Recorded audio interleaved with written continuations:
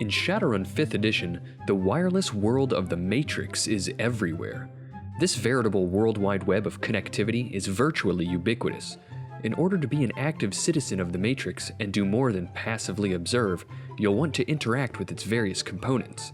One of the first things you'll need to understand is, what are marks in the Matrix? The word MARK is an acronym for Matrix Authentication Recognition Key.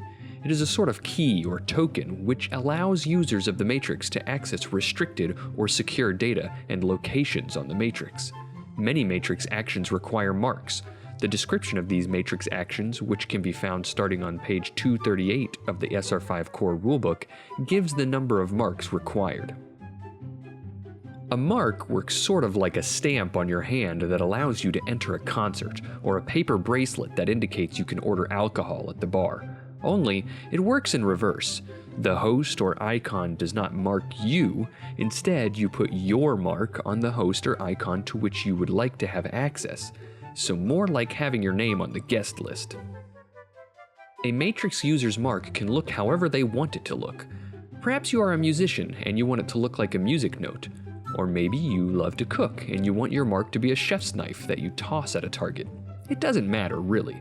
Normally, the only one who sees your marks is you, as they are hidden from anyone else. Others can see your marks, but only if they are looking for it through Matrix perception. More marks on an icon means more access to and control of that icon. The maximum number of marks that can be placed on an icon, legally or not, is 3.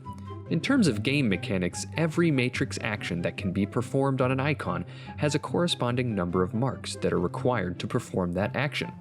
A description of Matrix actions and the marks required begins on page 238 of the SR5 Core Rulebook. In many cases, this is a formality and not difficult to do.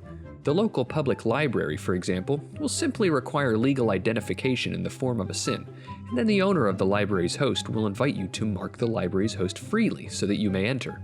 However, the local law enforcement headquarters is likely to only allow employees to place marks on their hosts and icons. Even then, some employees may have access to mark some icons that others do not. The icon itself, whether it be a large host, a simple comlink, or a small security panel, keeps track of a list of users which it has invited to freely place marks.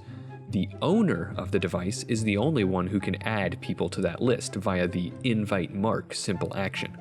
When the invitation is made, the owner sets the number of marks allowed, the lifespan of those marks, and the duration of the invitation.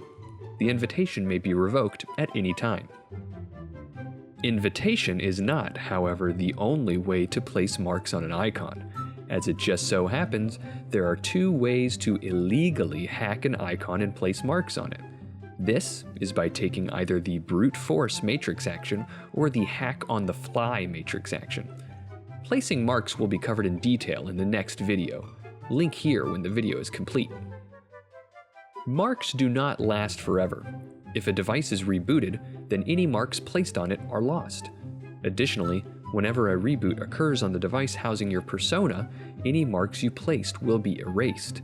Also, if the Grid Overwatch division converges on a hacker, then they also erase any marks that the hacker placed in the process. Thanks for watching. Tell me what you'd like to see me do a video on in the future. And if you liked this video, please feel free to click the like button and subscribe so you can get more videos like this one. Also, consider becoming a patron over at patreon.com/complexaction. Our patrons help to support the videos made here and in return get access to thank you rewards. And thanks again for watching.